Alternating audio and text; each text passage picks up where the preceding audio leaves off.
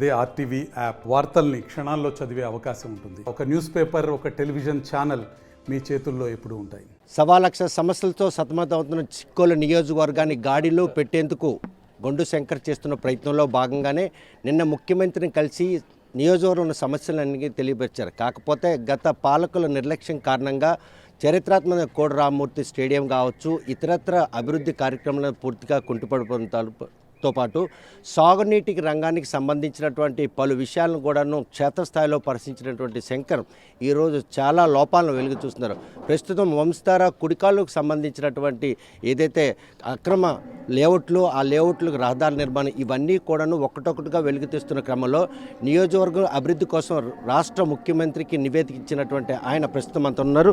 చూస్తే కనుక ప్రస్తుతం మాత్రం 1,00,000 సమస్యలతో శ్రీకాకుళం నియోజకవర్గం అంటే జిల్లా కేంద్రం ఉంది, జిల్లాకు తలమానికం. ఇలాంటి తలమానికం ఉన్న నియోజకవర్గ కేంద్రంలో గత దశాబ్ద కాలంగా కోడిరామ్మూర్తి స్టేడియం కూడా లేదు. రిమ్స్ చూస్తే అస్తవ్యస్తంగా ఉంది. ఇరిగేషన్కి సంబంధించినటువంటి టైలాండ్ అనమాట వంశధార కుడికాలు. అసలు ఏ లోపాలను బయటికి తీశారు, గత పాలకులు ఏ నిర్లక్ష్యం కారణంగా ఈరోజు శివారు భూములు కూడా నీరందే పరిస్థితి. యాక్చువల్గా ఆర్ఎంసీ లాస్ట్ వరకు తీసుకెళ్ళలేదు, మధ్యలోనే ఆపేసిన తర్వాత దాన్ని ఎక్స్టెన్షన్ చేస్తూ బ్రాంచ్ కెనాల్స్ ముందుకు ఇవ్వడం జరిగింది. అది డిజైన్ ప్రాబ్లం వల్ల లెవెల్స్ డౌన్ అయిపోయినందువల్ల దాదాపు 4,555 ఎకరాలకి నీరు అందట్లేదు. సో దాన్ని ఎవరు కూడా పట్టించుకున్నా అధికారులు డిజైన్ ఎందుకు ప్రాబ్లం అయిందని యాక్షన్ తీసుకుంటారని గతంలో వదిలేయడం జరిగింది. ఇప్పుడు దాన్ని ఇప్పటివరకు ఆ కాంట్రాక్టర్ డబ్బులు కూడా చెల్లించలేదు. సో ఇప్పుడు నేను అది కలెక్టర్ గారి దృష్టికి తీసుకెళ్ళాను, ఎస్సీ గారితో మాట్లాడాను. దాన్ని అక్రాస్ ది టేబుల్ కూర్చుండి పెట్టి కాంట్రాక్టర్కి డబ్బులు క్లియర్ చేసి మళ్ళీ ఆయన ఆర్బిట్రేషన్కి వెళ్లకుండా ఫ్యూచర్లో ఆయనతో అండర్టేకింగ్ తీసుకొని మళ్ళీ దాన్ని రీడిజైన్ చేసి మళ్ళీ ఆ ప్రాజెక్టు మళ్ళీ కొత్తగా చేయాల్సిన పరిస్థితి. లేకపోతే ఆ 4,500 ఎకరాలకు కూడా నీరు వెళ్ళని పరిస్థితి. చాలా మట్టుగా కలవట్ల మీద అంటే అటువైపు ఆవాసాలు లేకపోయినా, జనానికి సంబంధం లేకపోయినా ఈ బ్రిడ్జిల నిర్మాణం విషయంలో సొంత ప్రయోజనాల కోసం వేసుకున్నటువంటి అంశాన్ని బయటికి తీసుకొచ్చారు. తండేవాళ్ళ సమీపంలో ఎవరు ఆ నిర్మాణం చేపట్టారు, వారి సొంత అవసరాలను కూడా ప్రజోపకారానికి నిర్మించినటువంటి బ్రిడ్జిలు. నేనైతే ఆర్ఎంసీ మీద విజిట్ చేయడం జరిగింది. ఖరీఫ్కి రేపు వాటర్ అవసరం ఉంటుంది. ఎక్కడైతే లిఫ్ట్లు కానీ అలాగే షట్టర్స్ కానీ ఇవన్నీ రిపేర్ చేద్దామనే ఉద్దేశంతో వెళ్ళడం జరిగింది. మధ్యలో ఒక క్రాస్ బండ్ మొత్తం down stream up stream side కూడా మట్టితో ఫిల్ చేయడం జరిగింది. నేను అడిగాను కన్సర్న్ ఆఫీసర్స్, మొత్తం దానికి జీవోస్, దాని టెండర్స్ అఫీషియల్గా అన్నీ చూపించడం జరిగింది. అయితే ఇది ఎంతవరకు ప్రజోపయోగంగా ఉంది, అసలు ఇది ఎంతవరకు త్రూ ప్రాపర్ ఛానల్ అంతా పర్ఫెక్ట్ చేశారనేది ఇంకా వెరిఫై చేయాల్సిన పరిస్థితి ఉంది. ఏదైతే వాళ్ళు కడుతున్నారో దానికి సంబంధించి అయితే స్పష్టంగా జీవో ఉంది, గవర్నమెంట్ జీవో ఉంది. ఆ జీవో ప్రకారం వాళ్ళు టెండర్ పిలిచారు, దానికి ఎస్టిమేషన్స్ ఉన్నాయి, దానికి డిజైన్స్ ఉన్నాయి, జిఎఫ్సి డ్రాయింగ్స్ అంటే గుడ్ ఫర్ కన్స్ట్రక్షన్ డ్రాయింగ్స్ ఉన్నాయి, దాని మీద సిఈలు ఎస్సీలు అందరు సంతకాలు కూడా ఉన్నాయి. అందుకు దీన్ని నేను ఇప్పటికిప్పుడే ఇది కట్టడం స్వప్రయోజనం లాగా ఉందా, ప్రజోపకరణం లాగా ఉందా? మరి అక్కడ నేను వాళ్ళకి అడిగితే రైతులందరి కోసం కట్టామని అన్నారు. కానీ అటు చూస్తే కాంపౌండ్ వాళ్ళు ఇవన్నీ ఉన్నాయి. ఇది ఒక విధంగా చూస్తే సొంత ప్రయోజనం కోసమే, కానీ గవర్నమెంట్ది దుర్వినియోగం జరిగిందని నేను అనుకుంటున్నాను. ఏదైనప్పటికీ కూడా అధికారులు అంత గుడ్డిగా అయితే సంతకాలు పెట్టరు. మరి గుడ్ ఫర్ కన్స్ట్రక్షన్ ఉంది, టెండర్స్ ఉన్నాయి, జీవో ఉంది, గవర్నమెంట్ ఇంత బడ్జెట్ అని 3 కోట్లు అప్రూవ్ చేసింది.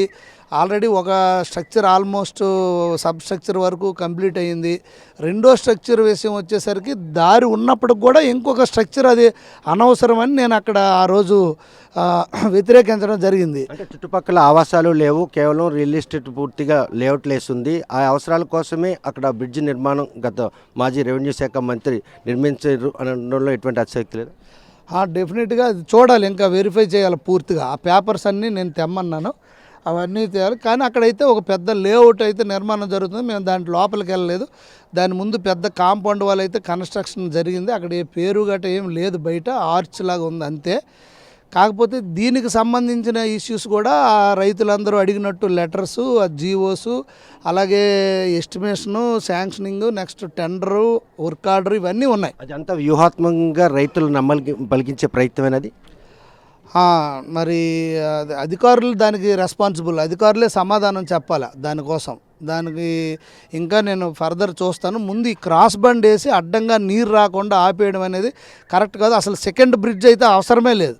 అది కూడా ఎందుకు తవ్వారో, తవ్విన తర్వాత అక్కడ కాంట్రాక్టర్ మొత్తం ఎత్తేసాడు. అంటే నెక్స్ట్ గవర్నమెంట్ వస్తుందనే ఉద్దేశంతోనే అడ్డగోలుగా ఎలక్షన్ టైంలోనే తవ్వారు. మళ్ళీ రాలేదని ఎప్పుడు తెలిసినా కాంట్రాక్టర్ కూడా భయపడి వెళ్ళిపోయాడు. వెళ్ళినప్పుడు త్రూ అండ్ త్రూ క్లీన్ చేయాలి, అది చేయలేదు. దానికి నేను ఆ రోజు అధికారులపైన గట్టిగా మాట్లాడడం జరిగింది. ఇది క్లియర్ చేయకపోతే నేను 7 రోడ్ జంక్షన్లో ఆమరణ నిరాహార దీక్ష చేస్తానని హెచ్చరించిన పిమ్మట ఇమ్మీడియట్గా 1 వీక్ 10 డేస్లో మొత్తం క్లియర్ చేశారు. ప్రస్తుతానికి ముఖ్యమంత్రిని కలిశారు. 1,00,000 సమస్యలు మీ ముందున్నాయి. సమస్యలతో పాటు దీర్ఘకాలిక సమస్యలు 5 ఏళ్లుగా ఆమదాలతో శ్రీకాకుళం రోడ్డు కావచ్చు, తలమానికంగా చెప్పుకున్న జిల్లా కోడిరామ్ స్టేడియంగా ఇవి ఎప్పుడు పనులు మొదలెడతారని అంత ఆశగా ఎదురు చూస్తున్నారు. మీరు చేసిన నిన్న ప్రయత్నంలో ముఖ్యమంత్రి ఎటువంటి హామీ? కోడిరామ్మూర్తి స్టేడియం అయితే ఇంతవరకు టెండర్ క్యాన్సిల్ చేసి రీటెండర్ పిలిచారు. ఆ టెర్మినేటెడ్ కాంట్రాక్టర్ మళ్ళీ పార్టిసిపేట్ చేశారు. ఆయనకి ఎంతవరకు రైట్స్ ఉన్నాయని క్వశ్చన్ మార్క్ వేసి 5 నెలలుగా టేబుల్ మీద పెట్టి ఎటువంటి మూవ్ లేదు, ఫైలు మూమెంట్ లేదు. తర్వాత నేను దాన్ని మళ్ళీ అందరితో మాట్లాడి ఆర్ఎన్బి వాళ్ళతో మాట్లాడి అక్కడ చీఫ్ ఇంజనీర్తో ఓవర్ ఫోన్ మాట్లాడి మొత్తం అంతా అక్కడ టెండర్ని ఎలిజిబుల్ చేసి రివర్స్ టెండరింగ్ ద్వారా మళ్ళీ దాన్ని ఓపెన్ చేయించి ఫైనలైజ్ చేసేయడం అయితే జరిగింది. ఇక నా వర్క్ అయితే త్వరితగతిన కోడిరామ్మూర్తి స్టేడియం అయిపోద్ది.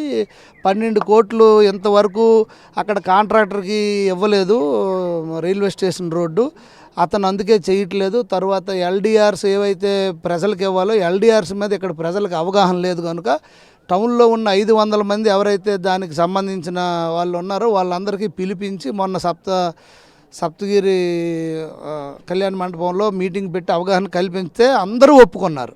సో దానికి గవర్నమెంట్కి పర్మిషన్ కోసం లెటర్ రాసాం. అది వస్తే ఇమ్మీడియట్గా పర్మిషన్ వచ్చిన వెంటనే ఆల్రెడీ రిజిస్ట్రేషన్ చేసి ఎల్డిఆర్ సర్టిఫికేట్స్ ఇష్యూ చేస్తాం.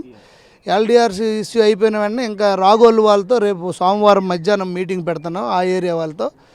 సో ఇవి త్వరితగతిన ఇది కూడా పూర్తి చేయడానికి చూస్తున్నాం. కాకపోతే 12 కోట్లు ఆయనకు బకాయిలు ఉన్నాయి. సో నిన్న సీఎం గారికి నేను పర్సనల్గా కలిసేటప్పుడు చాలా సమస్యలు ఉన్నాయి సార్, మాట్లాడాలని చెప్పాను. ఆయన నెక్స్ట్ వీక్ రమ్మన్నారు, మళ్ళీ డీటెయిల్స్ అన్నీ పట్టుకొని. ఆల్రెడీ ఇక్కడ ఎలక్షన్స్ కోసం కూడా మాట్లాడడం జరిగింది, ఇంకొన్ని మాట్లాడాను. ఆయన సానుకూలంగా స్పందించారు, చాలా ఇంట్రెస్టింగ్గా నా మాటలు విన్నారు. తర్వాత బాగా చెయ్యు, జాగ్రత్తగా కాన్స్టిట్యున్సీ చూసుకో అని చెప్పారు. వెంటనే అక్కడ ఉన్న పిఎస్కి చెప్పి నెక్స్ట్ వీక్ ఫిక్స్ చేయమన్నారు. నేను అన్ని డీటెయిల్స్ ఏవైతే ఇక్కడ మీరు అన్నట్టు 1,00,000 కాదు, 10 లక్షలు 1,00,000 కోటి సమస్యలు ఉన్నాయి. ఏది ముట్టుకున్న సమస్యలమయమే. అంత గత 15-20 సంవత్సరాలుగా దీని వైపు కన్నుచ్చి చూసిన నాదుడు లేడు. అంత పైన ఏదో బ్రిడ్జ్ కట్టాము, రిమ్స్ వచ్చిందని తప్పితే అవి డైలీ డెవలప్మెంట్ దాంట్లో భాగమే. కానీ ఏదైతే ఈ మౌలిక వసతులకు సంబంధించి పట్టణం అయితే ఇది నగర పంచాయతీ కంటే అధ్వానం పరిస్థితిలో ఉంది. ఇవన్నీ చాలా సమస్యలు ఉన్నాయి. ఇంకా కొన్ని నేను మన పొలిటికల్గా మన స్వప్రయోజనాలు కాకుండా పబ్లిక్కి మనం ఏదో ఒకటి చేయాలి, మన ప్రభుత్వం మార్పు కనిపించాలి అనే మార్కు విషయానికి వస్తే ప్రభుత్వం కొలువు తీరి ఈరోజు 30 రోజులు కావస్తుంది. ఈ 30 రోజుల పాలన 5 ఏళ్ళ గత పాలన మరిపించే విధంగా పరిపాలన కొనసాగుతూ రాష్ట్ర ప్రజలందరూ కూడా హర్షం వ్యక్తం చేసే మీ వ్యక్తిగతంగా ఈ 30 రోజుల పాలనపై మీ అభిప్రాయం?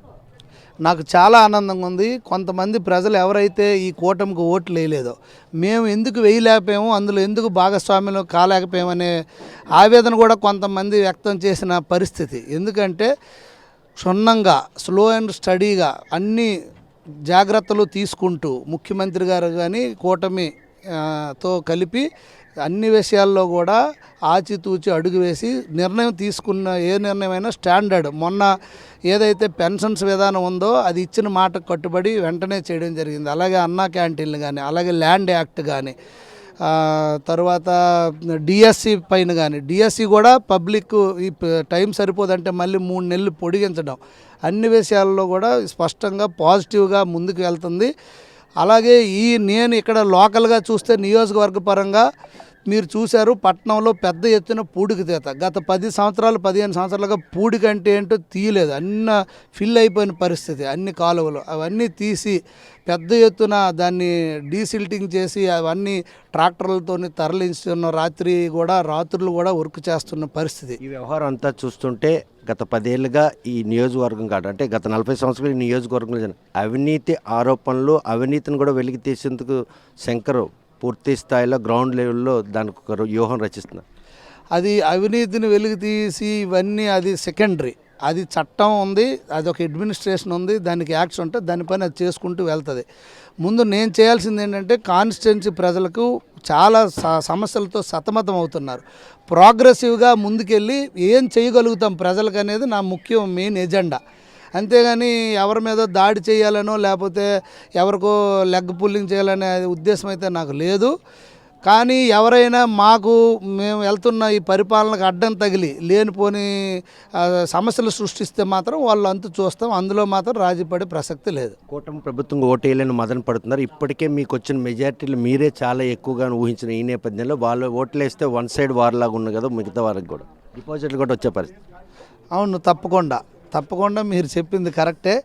అది ఫ్యూచర్లో జరగబోతుంది కూడా 29లో. చూస్తే కనుక శ్రీకాకుళం జిల్లా కేంద్రంగా చెప్పుకున్న నియోజకవర్గంలో 1,00,000 కాదు లక్షల సంఖ్యలో సమస్యలు ఎదురవుతున్నాయి. ఈ సమస్యల పరిష్కారం దిశగా తనంతుగా ప్రయత్నం చేస్తున్నాం. జిల్లా చరిత్రలోనే మునుపెన్నడూ లేని విధంగా 50,000 సుమారు ఓట్ల మెజార్టీతో గెలిపించిన తనకు మాత్రం బాధ్యతాయుతమైనటువంటి ఎమ్మెల్యే పదవిని నియోజకవర్గం ప్రజలు అంటగట్టారు. ఈ విషయంలో ముఖ్యమంత్రి కూడాను ప్రశంసించారు. ప్రజాక్షేత్రంలో ప్రజల సమస్యలపై అనునిత్యం పోరాటం చేయడంతో పాటు ఏదైతే వంశధార కుడికాలకు సంబంధించినటువంటి కెనాల్ ఉందో అది పూడికలు ఎక్కడికక్కడ తీసి శివారు భూములకు మాత్రం నీరందించుకుని వారు చేస్తున్న ప్రయత్నంలో అక్రమంలో అదేవిధంగా అడుగడుగున స్వప్రయోజనాలకే నిర్మాణాలు చేపట్టారు. వాటి విషయంలో మాత్రం అధికారులతో చర్చించాం. అదేవిధంగా నియోజకవర్గం కేంద్రంలో ఉన్నటువంటి పట్టణం ఇది శ్రీకాకుళం కార్పొరేషనే కానీ ఒక మేజర్ పంచాయతీ కూడా కల్పించేటువంటి మౌలిక సదుపాయాల కల్పనలో గత ప్రభుత్వ వైఫల్యం దాని మీద దృష్టి సారిస్తున్నారు. ఎవరి మీద రివెంజ్ కాకుండా డెవలప్మెంట్ మీద కాన్సన్ట్రేషన్ చేస్తున్న శంకర్ స్పష్టం చేస్తున్నారు. వీడియో జర్నలిస్ట్ రామకృష్ణతో సత్యం, RTV శ్రీకాకుళం. మరిన్ని వీడియోస్ కోసం ఛానల్ ని సబ్స్క్రైబ్ చేయండి. లేటెస్ట్ అప్డేట్స్ కోసం వాట్సాప్ ఛానల్ ని ఫాలో చేయండి. అండ్ లింక్ డిస్క్రిప్షన్ లో ఉంది.